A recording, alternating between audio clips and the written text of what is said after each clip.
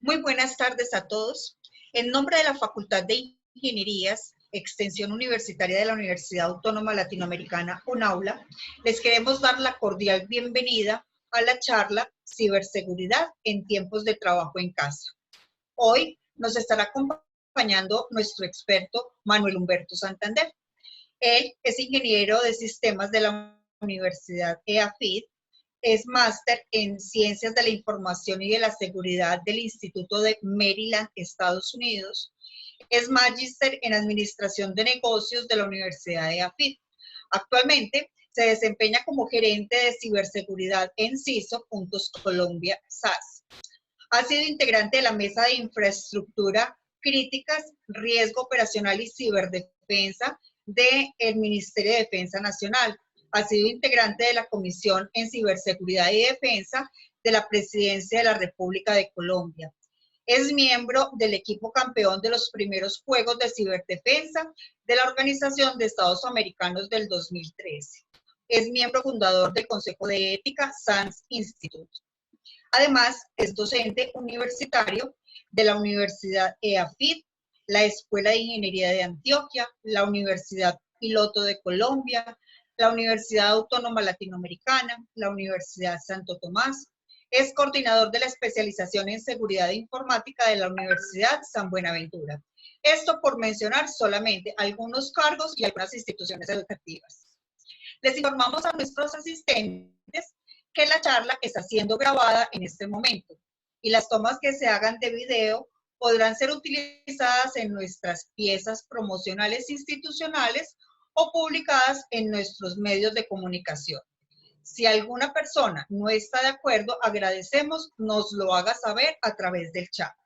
Invitamos a seguir las recomendaciones que fueron enviadas a sus correos electrónicos y agradecemos su interés y su participación en esta charla. Ahora sí, los dejamos en compañía de nuestro experto invitado. Muy buenas tardes para todos. Es un placer para mí compartir durante la próxima hora con ustedes algunos tips interesantes sobre lo que vamos a trabajar en términos de ciberseguridad en tiempos de trabajo. Y este tema de ciberseguridad en tiempos de trabajo es extremadamente relevante porque aquí vamos a conversar cómo esta situación que está ocurriendo con el coronavirus finalmente llevó a las empresas a la digitalización completa y a la digitalización completa en muchos escenarios en donde no estaban preparados. Muchos de los paradigmas de la industria 4.0, que igual los vamos a examinar en la presentación, nos tocó ponerlos a funcionar de entrada y con carácter efectivo e inmediato. Y eso sumado pues al escenario de materialización de delitos informáticos que presenta Colombia, pues empieza a crear una serie de condiciones un tanto desfavorables para la operación de las compañías y hace que en general las instituciones deban implementar una serie de medidas importantes para evitar que este trabajo en casa obligado de la gran mayoría de los empleados se vuelva una condición compleja que materialice riesgos que posteriormente lleguen a implicar sanciones de entidades de gobierno, responder por demandas de posibles clientes insatisfechos, entre otras. ¿Qué vamos a trabajar durante la próxima hora? Vamos a hablar un poco de la introducción del tema. Vamos a hablar de todos esos riesgos de ciberseguridad que se están activando por el hecho de estar trabajando todos en casa. Vamos a hablar de todas las circunstancias que rodean estos temas. Luego vamos a hablar de una visión de riesgos que efectivamente pues las empresas que están trabajando en Colombia se ven directamente abocadas. Y por último vamos a trabajar posibles controles de ciberseguridad a aplicar, todos teniendo en cuenta que estamos en un mundo que ya no admite los paradigmas tradicionales, sino que trabajamos bajo metodologías ágiles. Y las metodologías ágiles, pues básicamente nos invitan a tener ganancias tempranas, a tener posibilidades de accionables que vayan mitigando los riesgos y no pasen, digamos, tiempos largos, posiblemente de meses, en donde la compañía tenga que seguir tolerando ciertos riesgos sin ir decrementándolos paulatinamente. Vamos a conversar entonces un poco sobre estos riesgos. Señores, ¿dónde está el riesgo cibernético? El riesgo cibernético, de acuerdo con el enfoque que se maneja en ciberseguridad, pues lo podemos encontrar en dos puntos. El riesgo interno, donde están los empleados y contratistas que tienen acceso a información y activos de información corporativos, y en donde para las empresas tradicionales, pues muchas veces lo encontramos directamente sentado en un escritorio corporativo, tiene acceso a la red corporativa, posiblemente tenga con el computador de la empresa, el contratista, pues acceso al dominio de Windows, acceso a los sistemas corporativos con los usuarios.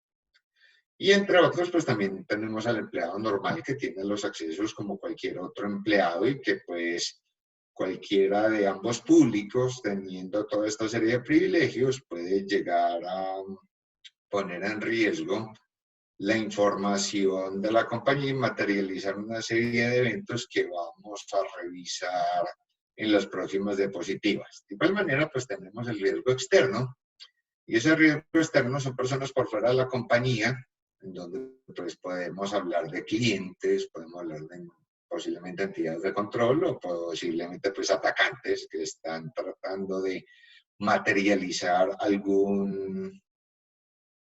alguna vulnerabilidad que los lleva a tener algún provecho monetario y obviamente con el correspondiente impacto directamente hacia la compañía. Cabe notar que este par de clasificaciones pues son totalmente globales y ahora vamos a, en la medida de lo posible y con el tiempo que tenemos, a empezar a desglosar a qué nos referimos en detalle con esto de riesgo interno, de fuentes internas y riesgo externo. Ahora vamos a hablar un poco de los paradigmas de ciberseguridad de la industria 4.0.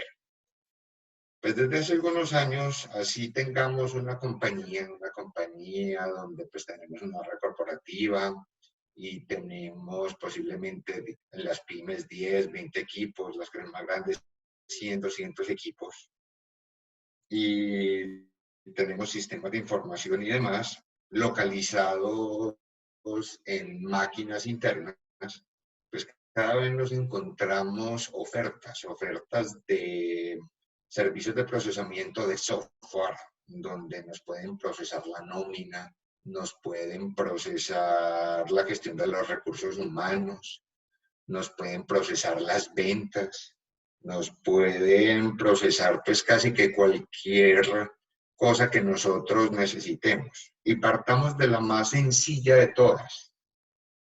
¿Qué empresa tiene todavía el correo electrónico on-premise? Hace unos 7, 8 años, cuando empezaron los servicios de nube de correo electrónico, pues había mucha reticencia. Sin embargo, pues ya está ampliamente demostrado que servicios como el correo electrónico no es costo-beneficio para la empresa gestionarlos. Sale mucho más barato pagar el respectivo licenciamiento en, por ejemplo, Office 365, que contar con una persona a tiempo completo que se encargue de gestionarla. Solo eso implica que la información crítica que viene de otras empresas, otros usuarios de afuera hacia la empresa, pues finalmente no viene a la empresa, sino que está residente en una nube en el exterior y que ahí puede estar sujeta a cualquier otra cantidad de riesgos que finalmente no están bajo la potestad de la compañía. Y ahí es donde hablamos que los datos residen en múltiples nubes. Y ahora, hablemos de otra serie de servicios, como lo son, por ejemplo, los servicios de archivos. Todos conocemos OneDrive, todos conocemos Dropbox. ¿Qué tan popular es Dropbox? ¿Qué tan popular es OneDrive? ¿Qué tan popular son esquemas como WeTransfer, en donde de forma gratuita cualquier persona puede subir una información allí y entregarle a la contraparte el URL para que la baje? El mundo finalmente está demandando agilidad y por eso tenemos que hacernos esta pregunta también. ¿Cuántos de los equipos finalmente permanecen al 100% de la compañía? ¿Cuántos de los equipos finalmente siguen siendo PCs de escritorio grandes? Estamos viendo un cambio importante de todos esos equipos para que sean portátiles. ¿Por qué? Porque finalmente el negocio implica movilidad y que las empresas, los integrantes de la empresa pueden salir en cualquier momento a efectuar presentaciones a los clientes o a tener reuniones de negocios, posiblemente en un Juan Valdez, en un OMA. Y entonces ahí nos enfrentamos a otra serie de temas interesantes, como cuántas personas se conectan a Wi-Fi libres.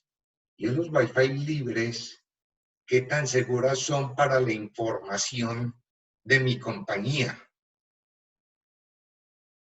Y estas son preguntas que son incluso más trascendentales cuando la empresa se enfrenta a la dicotomía: ¿será que tengo mi infraestructura de TI software propio? ¿O será que me lo llevo todo a servicios de procesamiento de datos? Entonces ya empezamos a hacernos preguntas de cómo será más costo-beneficio para la empresa manejar todo con software as a service, servicios de procesamiento de datos. ¿O será que necesito plataformas? ¿O será que necesito infraestructura como servicio? ¿Será que es negocio para la compañía poder administrarla? Debo hacer una claridad. No necesariamente todas las compañías están preparadas en sus negocios para adoptar por completo la nube. Hay empresas que definitivamente, por la manera como gestionan su información, muchas veces no les sale, y es mucho mejor, dependiendo del escenario, quedarse con todo esto on-premise. Sin embargo, creo que ya sí es una tendencia en donde o estoy 100% en la nube o tengo ambientes híbridos. Tengo ambientes híbridos en donde voy a tener información por dentro de mi empresa en la premisa y en nubes. ¿Eso qué implica? Pues el perímetro no existe más. La información está circulando en las redes privadas, en redes públicas, y por más que intente regular el flujo, pues va a seguir trabajando. Por ejemplo, ¿cuántos de ustedes en sus compañías regula el acceso de los datos a los dispositivos móviles? Y ahí nos metemos a un trabajo interesante. Permitimos que la información, de acuerdo con la clasificación, circule en todas partes o que circule en unos puntos específicos. ¿Será que tenemos que gestionar los posibles focos de fuga de información? Nos hemos percatado de pronto qué información se mandan desde los dispositivos móviles. Recuerden que por defecto un dispositivo móvil que tenga configurado múltiples cuentas, entre otras el correo de la empresa y el correo personal, puede recibir el correo corporativo y reenviarlo, pero directamente utilizando la cuenta personal. Creo que cometí una ligereza ahorita y me disculpo, es que no mencioné que las preguntas que ustedes tengan las vamos a resolver al final de la conferencia y vamos a dedicarle el respectivo tiempo para que las tratemos y me disculpo con todos los presentes. Continúo. ¿Será que hay fugas de información en donde todo está saliendo por correos personales y yo no me doy cuenta? ¿Qué tanta información personal crítica la compañía se habrá ido por allá? Es un tema importante a revisar. Y esto nos lleva a un cambio de la estrategia de seguridad, en donde nosotros tenemos que orientar la seguridad a los datos en lugar de orientarla a los dispositivos. ¿Qué significa eso? Por más que muchas compañías, digamos, se resistan al tema, todos van a seguir yendo a dispositivos, perdón, a servicios de nube, y esos servicios de nube, como lo mencioné ahorita, van a coexistir por sí mismos o van a tener algún tipo de interacción con, digamos, servicios de procesamiento en tierra. Y entonces eso implica que ese analista de seguridad va a tener que proteger esos datos que están en la nube. ¿Y los puedo proteger? Sí, sí los puedo proteger. ¿Depende totalmente del analista? No. Sin embargo, ya hay que empezar a monitorear otra serie de cosas, posiblemente el servicio de procesamiento, para evitar que todo lo que estamos viendo hacia la izquierda, los virus, el denial of service, hacking y todas estas amenazas cibernéticas finalmente lleguen a causar algún tipo de impacto a los servicios de la compañía. Y entonces aquí viene una pregunta interesante. ¿Cómo gestionar la seguridad de la información de la compañía que está procesada en escenarios de software as a service? Entonces ahí tenemos que hablar cosas como de cláusulas contractuales. Y esas cláusulas contractuales pues tengo que ir a revisarlas cada X tiempo, porque finalmente si yo no hago auditorías a todo esto que está prestándome, pues finalmente no me voy a dar cuenta de posibles desviaciones. Y ya dependiendo de lo que la empresa vea, pues determinará si debería estar haciendo esa clase de auditorías cada 6 meses, cada 3 meses, dependiendo, vuelvo y digo, de la postura de riesgo y en general de la tolerancia que se tenga. Otro tema bien interesante, ¿cómo gestionar la seguridad de la información de los dispositivos móviles? Y ahí se enfrentan a una serie de dicotomías interesantes. Hay que garantizar la privacidad de la información de los empleados, claro que sí, totalmente. Sin embargo, desde el punto de vista de tecnología, ya hay formas de establecer compartimentación en el dispositivo del empleado, en donde la información personal sigue siendo personal y la información de la compañía queda en un compartimento de la compañía en donde se puede hacer la gestión que corresponda sin invadir absolutamente ningún tipo de información privilegiada que pudiera, digamos, preocupar a los clientes o en general a alguno de los stakeholders de la empresa.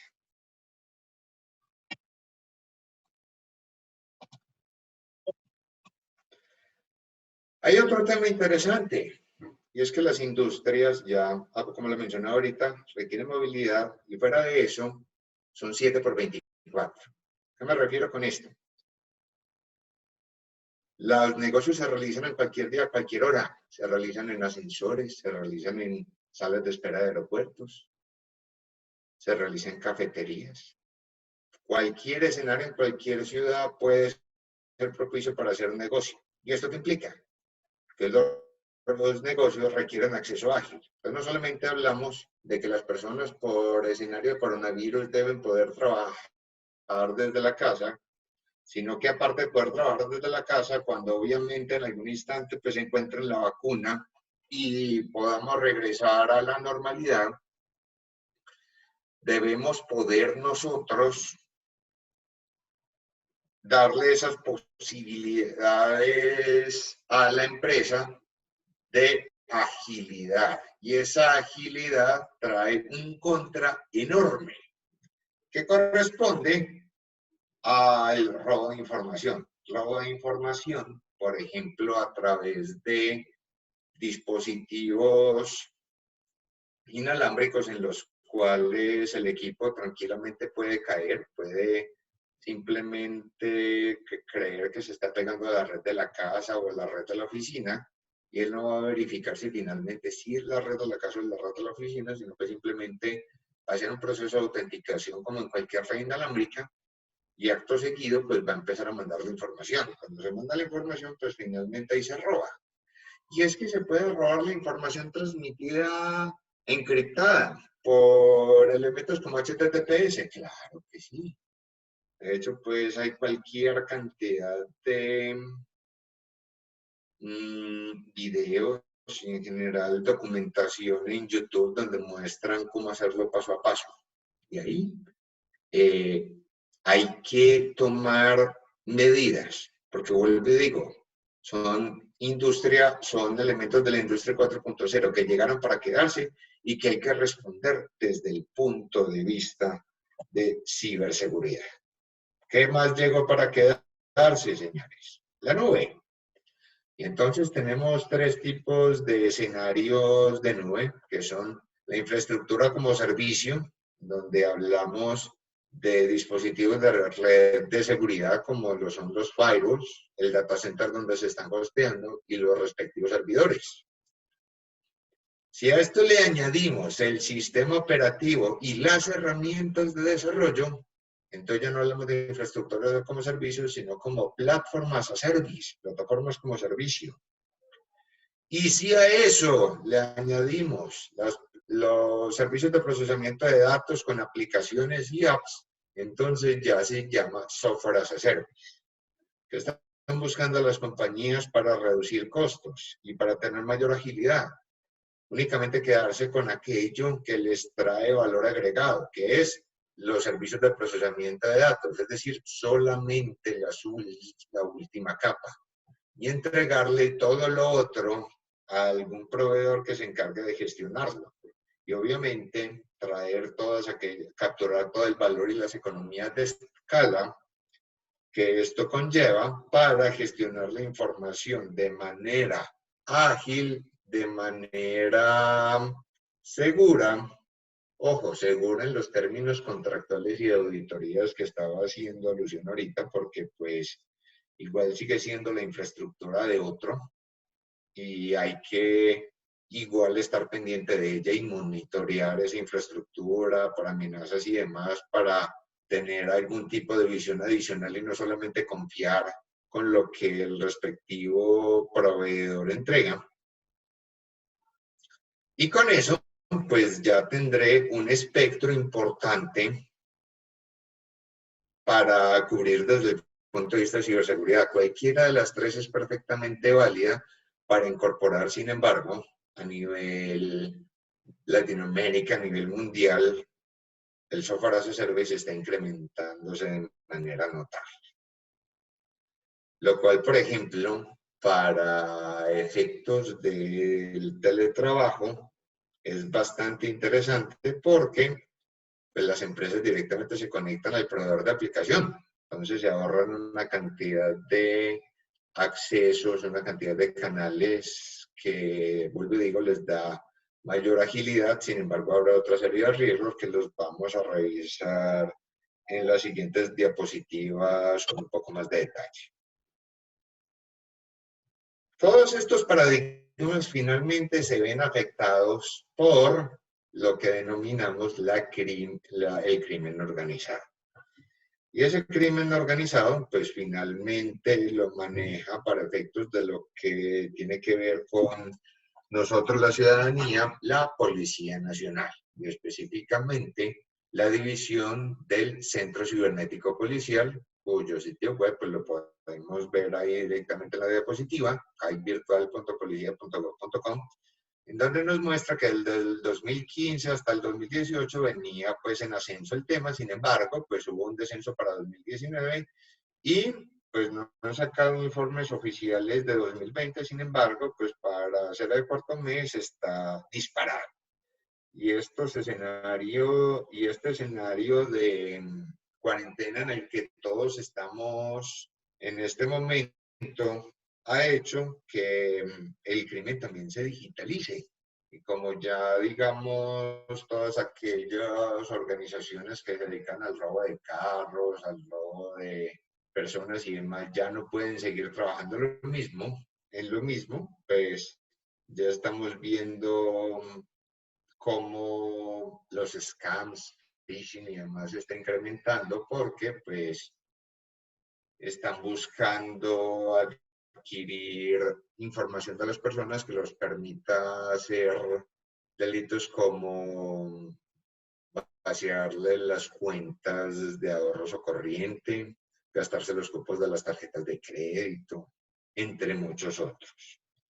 Y específicamente, ¿cuál es el top 5 de delitos informáticos que hacen que los temas de riesgo cibernético puedan representar un impacto financiero, un impacto reputacional, un impacto operacional directamente a la compañía?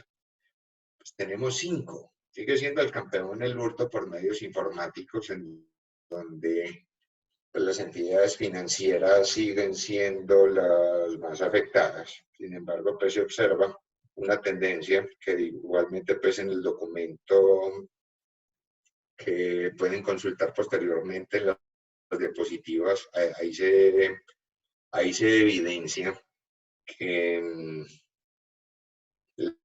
que hay robos de secreto industrial y en general monetización de una serie de activos que van en contra de las respectivas industrias. Y miren que el número de denuncias al respecto es mucho mayor que todas las otras. Y este año sigue incrementándose mucho más. Luego viene en segunda medida la violación de datos personales. Es que las bases de datos de información personal son una mina de oro. Pues se consiguen en Internet bases de datos de tarjetas de crédito, bases de datos de información personal con el fin de, por ejemplo, que organizaciones al margen de la ley se hagan pasar por una compañía de servicios públicos y obtengan acceso a una casa y una vez acceden a la casa, pues ya proceden a robarla, entre muchas otras. Y ahí tenemos, entre otras, todo lo que tiene que ver con suplantaciones que lo lleva posteriormente al hurto por medios informáticos. Tenemos luego el acceso abusivo a un sistema informático. ¿Qué dice el tipo penal de acceso abusivo a un sistema informático? Es todo aquello que, sin estar facultado para ello, sin invitación previa, procede a acceder de manera irregular a un equipo. Palabras más, palabras menos, es lo que coloquialmente se conoce como hackear un sistema. Hackear un sistema de información, hackear un computador personal, hackear un dispositivo móvil. Finalmente, señores, en el ámbito personal, los dispositivos móviles son la fuente predilecta de aquellos delincuentes que quieren defraudar a las personas. Y los portátiles son la fuente predilecta de información de aquellos que quieren defraudar a una compañía. Y podemos ver, digamos, casos cada vez en mayor incremento, en donde hay delincuentes que entran a una casa y en donde lo único que se roban es el computador de la oficina de la persona. ¿Por qué? Porque lo único que les interesa es la información, y esa información los va a llevar posteriormente a tener accesos a información confidencial donde, por ejemplo, pudieran hacer transferencias no consentidas de activos, que es fuga de información o, digamos, traslados monetarios de las cuentas de tesorería de esa empresa de un lado a otro, entre muchos otros. Y vemos, por último, el uso de software malicioso. Ese software malicioso Digamos, es fundamental porque cuando las personas le siguen dando clic a toda esta serie de correos electrónicos que les mandan, tratando pues de pretender que son un banco, que son la empresa de servicios públicos, que son la entidad donde está en clase los hijos, ¿sí? Eso automáticamente aprovecha, cuando le dan clic, baja una pieza de software que aprovecha una vulnerabilidad en el equipo y que a su vez sirve como puente para materializar todas las otras.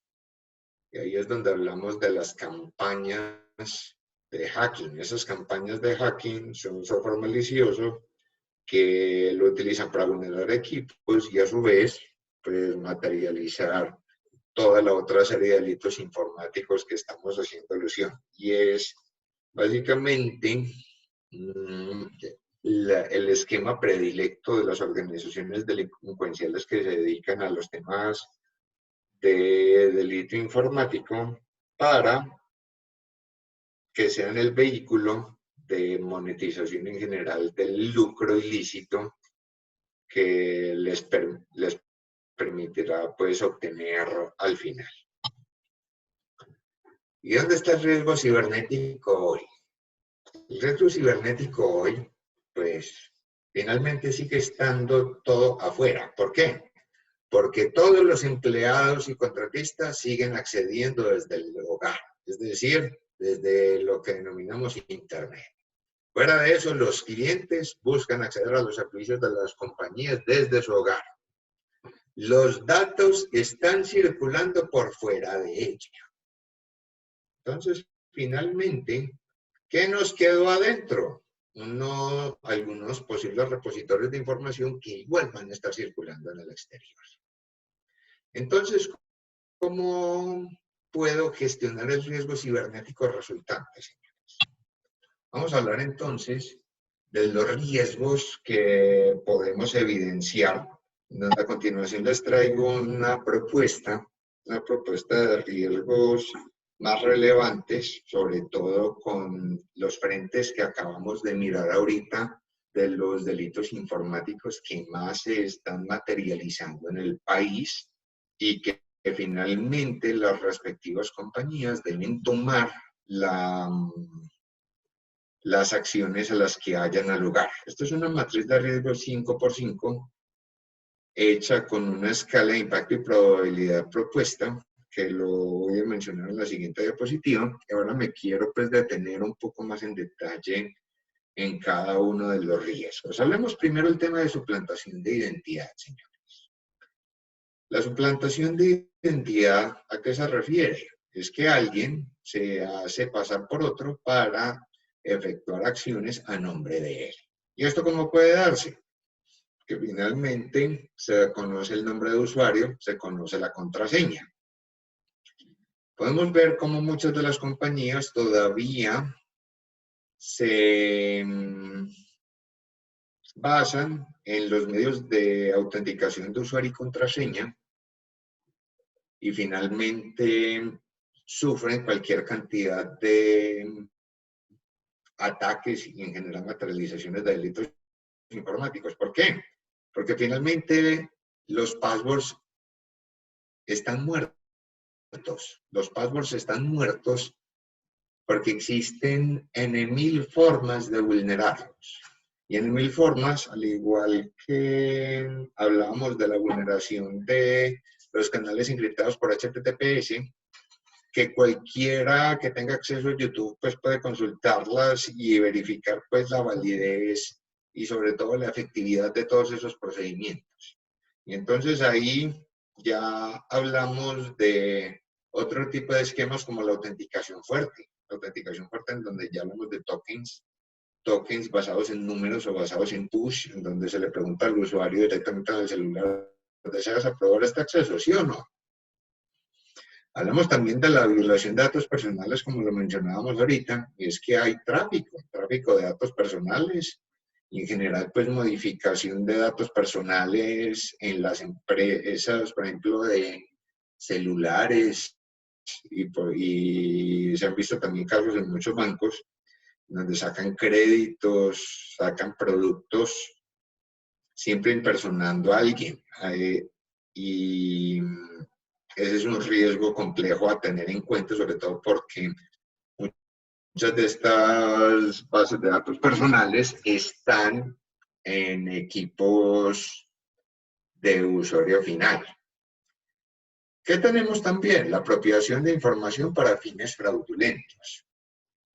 Y aquí tenemos el caso del usuario que simplemente, sin tener los privilegios, estamos hablando desde el exterior, encuentra una vulnerabilidad y empieza a exportar la base de datos de clientes. ¿Eso con qué? Con fines fraudulentos, como lo mencionábamos ahorita, la violación de datos personales es uno de ellos.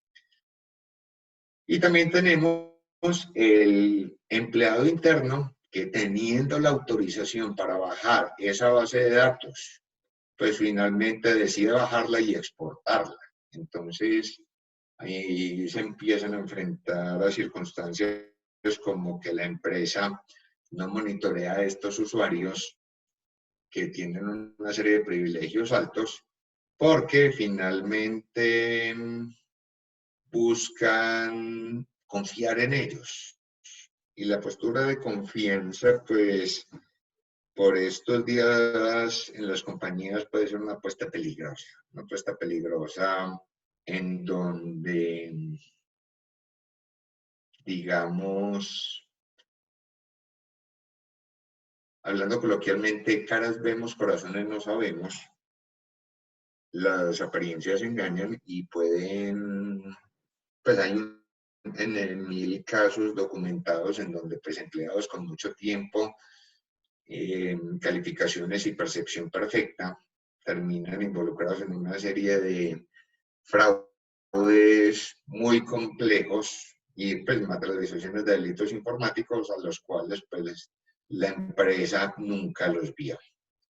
Y esto también fue lo que mencionábamos, el hurto por medios informáticos. Aquí pues colocando otro ejemplo, puede ser una transferencia desde una de las cuentas bancarias de la compañía.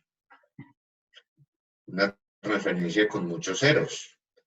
Y muchos de ustedes dicen, no, pero es que eso finalmente lo agarran. Y pueden que sí lo agarren, pero si lo cogen cogen una transferencia, vamos a poner un caso de 100.000 millones de pesos y desde el punto de vista computacional lo desagregan en 1.500 cuentas y afinan el procedimiento para que después de esas 1.500 cuentas lo pasen a su vez a otras y a otras, ya rastrear ese dinero pues se vuelve complejo recuperarlo.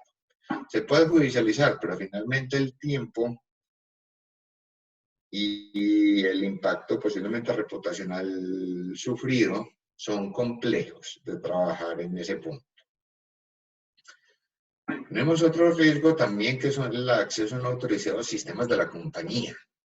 Ahí es donde, digamos, las empresas deben preguntarse si todos aquellos desarrollos a la medida les hicieron pruebas de seguridad. ¿Será que les hicieron pruebas de seguridad? ¿Será que tuvieron la posibilidad de revisar vulnerabilidades? Pues si la compañía no las revisó, el atacante con toda seguridad sí lo va a hacer. Y si lo encuentra, pues va a tener un acceso no autorizado que finalmente lo va a llevar a materializar el tipo penal que hablábamos de acceso abusivo a un sistema informático y que posiblemente lo lleva a materializar otra serie de delitos adicionales. Por último, tenemos el tema de interrupción de la operación. El tema de interrupción de la operación, yo lo coloco con probabilidad ocasional porque finalmente en estos días no es rentable para un atacante tumbar el sistema. ¿Por qué? Porque es que si tumba el sistema, entonces no puede robar la información que está ahí metida. Y esa información que está ahí metida, pues vale dinero. Y necesitamos es antes asegurar que siempre esté arriba para poder agarrar todas las posibles actualizaciones de que le hagan y por tanto pues tener el insumo para efectuar el fraude lo más actualizado posible. Este ejercicio, ¿con qué se efectuó, señores? Se efectuó con dos tablas propuestas, una de probabilidad y un de impacto financiero. La tabla de probabilidad, señores, se efectúa con varias veces al año hasta 3 años o más, y hablamos de 3 años, porque finalmente, pues, en casi todas las compañías, las contrataciones, pues, las hacen a máximo 3 años para luego volver a revisar mercado y mirar, pues, posibles evoluciones. Entonces, la idea es revisar las posibles materializaciones durante la vida útil de esa activo de información. Y por último, pues, revisar el tema desde el impacto financiero. Y hay una propuesta. La idea es que igual cada empresa proceda a revisar dicha escala con base en su metodología de riesgos y específicamente los apartados del apetito y tolerancia al riesgo. ¿Okay? Y entonces esto nos lleva a implementar controles. Esos controles pues se pueden implementar de muchas maneras. Lo que les quiero sugerir el día de hoy, y sobre todo teniendo en cuenta el paradigma de la agilidad que se maneja en la industria 4.0, es que trabajemos el modelo de los SIS Controls. Ese modelo de los SIS Controls, señores, está muy asociado a obtener ganancias tempranas para gestionar el riesgo con el menor tiempo de exposición posible. Entonces, aquí tenemos múltiples controles categorizados en 3 grupos. Uno que son los controles básicos, otro que son los controles fundacionales. Y hablamos de controles fundacionales, es que se requieren para poder implementar un modelo de ciberseguridad. Y tenemos también controles a nivel organizacional. Es algo que definitivamente pues, puede traerle mucho valor a aquellas compañías que no han tenido una implementación de un modelo de ciberseguridad detallado y o que de igual manera pues no pueden quedarse esperando 3, 5 meses a implementar un control de ciberseguridad para que gestione un riesgo. Y la idea es mirar desde el punto de vista ágil qué valores puedo capturar para poder gestionar de forma incremental el riesgo hasta llegar posiblemente luego de 3 a 5 meses a la implementación completa del control que efectivamente sí me lleve a un escenario de riesgo residual total. Aquí podrán revisar posteriormente el URL donde están los controles. Son 20 controles, de los cuales son 10 fundacionales, 6 básicos y 4 organizacionales. Para efectos de lo que nosotros estamos buscando gestionar el día de hoy, que es el riesgo cibernético asociado al trabajo en casa, pues tenemos una lista de controles a implementar y voy a empezar a detener uno por uno sobre ellos. Los más difíciles de tener y en donde a veces la empresa se demora mucho tiempo en obtenerlos es tener un inventario y control de activos de software y hardware claramente delimitados. ¿Por qué?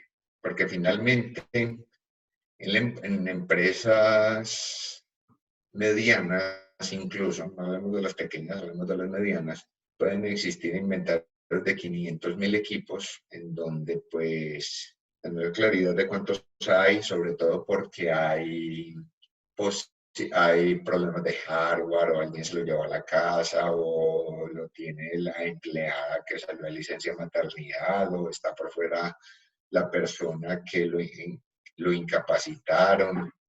Entonces, o finalmente alguien nuevo se vinculó a la compañía. Entonces, ese inventario de hardware puede variar mucho. Digo, eso igualmente para los controles de software. Digo los controles de software porque tenemos 2 tipos de software a tener en cuenta aquí. Es el que normalmente se instala y deja rastro en el Windows del sistema operativo como, digamos, posibilidades para desinstalar de forma automatizada, o están, por ejemplo, aquellas cosas portables en donde digamos, se pueden instalar una serie de servicios y no quedan como software instalado en el computador, sino que es un ejecutable, digamos, cualquiera que está instalado en el escritorio del usuario. Y ahí hablamos de incluso posibles sistemas de información que las distintas áreas hacen, no se las cuentan a TI porque posiblemente se demoren mucho, posiblemente no los dejen trabajar, y en general pues les quitan agilidad, y que es lo que conocemos como Shadow IT. Entonces se pueden crear vulnerabilidades que finalmente el responsable de ciberseguridad de la compañía no tenga claro que existen y que puedan implicar fugas de información y todos esos riesgos pues, que estábamos mencionando hace un momento, y que ahí es donde, digamos, la estadística de 200 días promedio de una empresa para darse cuenta que ocurrió un incidente, pues se vuelve real y bastante compleja. Eso igual, entre otras, es fundamental tenerlo en cuenta porque si tengo empleados en la casa y no sé quién está trabajando en el equipo de la oficina o quién está trabajando en el equipo de la casa, pues ahí voy a tener problemas para poder gestionar el riesgo cibernético resultante.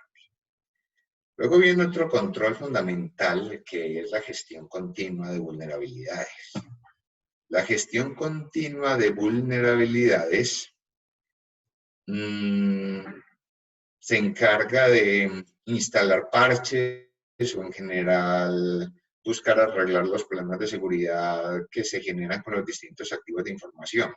Lo más representativo que podemos ver en este punto son los parches de Windows que se instalan cada 30 días, los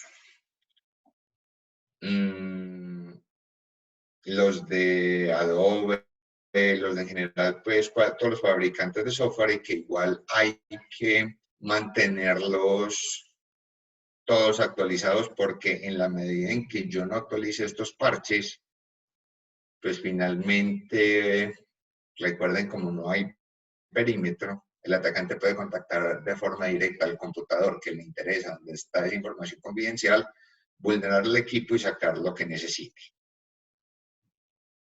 Por esto es fundamental que igual, aunque los equipos de los funcionarios estén por fuera del perímetro de la empresa, necesitamos que tengan agentes instalados y que se encarguen de gestionar el tema de vulnerabilidades, y que si hay problemas en la instalación de esos parches, pues el helpdesk de forma remota igual los pueda gestionar. Tenemos otro tema que es el uso controlado de los privilegios de administración. Y esto es a veces muy doloroso para las compañías, y es ¿qué usuarios tienen acceso al administrador de los equipos PCs? En algunas instituciones son muchos, en otras no tantos, y ojalá pues debería ser ninguno. Sin embargo, pues esto no es realista. Y hay que buscar cómo segregar estos privilegios de administración para poder trabajar todos los distintos casos que en algunas ocasiones se presentan. ¿Ok? Y en la medida en que los privilegios estén desagregados, pues es posible impedir que los usuarios en la casa instalen algún tipo de software o bajen algún tipo de software malicioso que pueda llegar a vulnerar la configuración de seguridad de la máquina y por tanto pues le permita hacer cosas como fugas de información o ser víctima, vuelve, digo, un atacante que desea hacer algo al respecto. Tengo también la configuración segura de hardware y software. Y es que recordemos que los sistemas operativos en general vienen con configuraciones inseguras. Entonces es muy interesante trabajar con las plantillas de seguridad para Windows, en donde el equipo esté lo mejor configurado posible, de tal manera pues que no le permita a algún posible atacante aprovechar alguna funcionalidad del sistema operativo que muchas de ellas se comportan como vulnerabilidades, y de esa manera pues puede optimizar el nivel de inversión en controles de ciberseguridad para poder gestionar aquellas cosas que el hardening del sistema operativo pues finalmente no me cubre. Tengo que también mantener, monitorear y analizar los logs. Los logs de los equipos son fundamentales porque si alguien está intentando hacer algo en el equipo, eso va a quedar en el log, y por eso hay que, ojalá, correlacionarlos en tiempo real para saber si hay algún usuario que está tratando de vulnerar su equipo porque le interesa sacar información que no tiene cómo sacarla, o efectivamente hay un atacante por fuera que está logrando hacer algo y necesitamos, bajo un posible procedimiento de respuesta a incidentes, tomar acciones para evitar que eso ocurra. Necesito también establecer esquemas de protección de datos. Protección de datos porque, pues, como lo mencionábamos ahorita, los portátiles, los dispositivos móviles y en general, por ejemplo, las nubes, todas son posibles targets de los atacantes. Y ahí es donde tengo que hablar de cifrado en los datos en transporte y los datos en reposo. Y ese cifrado, pues, que sea bastante fuerte, de tal manera que no pueda ser vulnerado. Y de igual manera, pues, hay que monitorear la información, hay que monitorear esa información, cómo sale, por qué sale, quién tiene acceso a sacarla, quién no tiene acceso a sacarla. Y vuelvo y digo, a partir del proceso de respuesta a incidentes se deben tomar las acciones a los que haya lugar para evitar que incluso, pues, en nubes terceras que no están bajo el control de la empresa les pueda pasar algo. Está el tema de monitoreo y control de cuentas para evitar, por ejemplo, que un usuario aparezca así de la nada con privilegios de administrador en la máquina que le permita hacer cualquier tipo de instalación y de igual manera materializar algún fraude, o incluso que algún atacante pues haya creado alguna cuenta pirata para cometer su fechoría.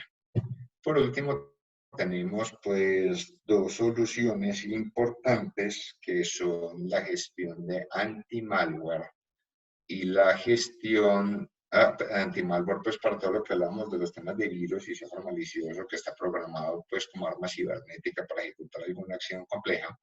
Y la protección de email y correo electrónico para evitar que por ahí nos manden contenido malicioso, podamos, digamos, sacar de ahí activos de información de la compañía, y también que podamos evitar que el usuario le dé clic a cosas que no tiene que darle clic. Muy bien, llegamos al momento de las preguntas. Voy a revisar en el chat las preguntas que ustedes pudieran haber hecho.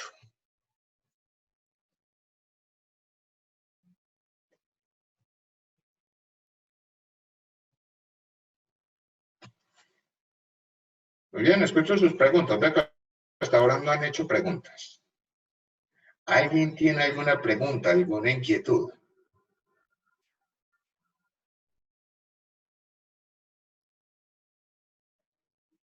¿Ninguna? Sí, Diana, para el cifrado del disco duro se puede utilizar AES 256, y me quiero referir a plataformas que hacen esto. Creo que la mejor desde el punto de vista de Windows es trabajar BitLocker. BitLocker permite pues cifrar el disco duro, lo hace con AES 256 de forma pues muy segura, y con eso pues puede estar tranquila la persona que si lo robaron pues no pasó absolutamente nada. Incluso pues hay otras alternativas de dominio público que se pueden llegar a explorar. ¿Hay alguna otra pregunta? Con gusto, Diana.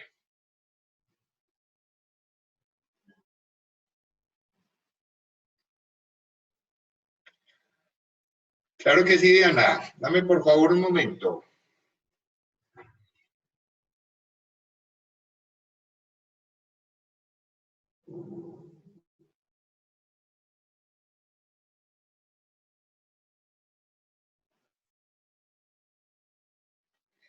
Pues aquí tengo como varios para recomendarles. Estamos hablando de las plataformas de Trend Micro, de McAfee, para proteger los equipos que funcionan bastante bien. Y estamos hablando de los equipos, no solamente los móviles, sino en general los equipos de casa.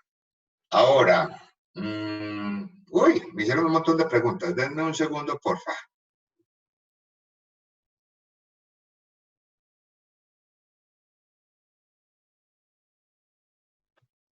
Estoy respondiendo en este momento a la pregunta que me hizo Claudia Patricia. Con eso, pues pueden estar tranquilos en que si hay alguna medida, alguna cosa que está tratando de atacar su equipo, Claudia, o su dispositivo móvil, como por ejemplo en el caso de Android, las aplicaciones piratas, se toma el programa automáticamente restringir lo que tenga que restringir para evitar que alguien pueda materializar algún tipo de fraude. ¿Ok, Claudia? Andrés menciona que si es posible aumentar el nivel de seguridad del celular. Pues voy a hablar desde el punto de vista genérico. Los iPhone, pues son dispositivos bastante seguros en términos de criptografía, en donde pues, la información que usted ingrese ahí está muy bien protegida y es virtualmente imposible vulnerarla. Las últimas versiones de Android están tratando de igualar el mismo nivel de seguridad. Y básicamente lo que se busca es si usted tiene algún problema y necesita ejecutar versiones de Android viejas, pues sí tiene que trabajar con otra serie de elementos, se me escapa el nombre, de software que pueda cifrar los Android, porque pues uso iPhone. Sin embargo, pues la idea es que mantenga la información cifrada y sobre todo que alguna app que está tratando de adquirir información se impida que logre su cometido. ¿Soy claro, Andrés, con la pregunta?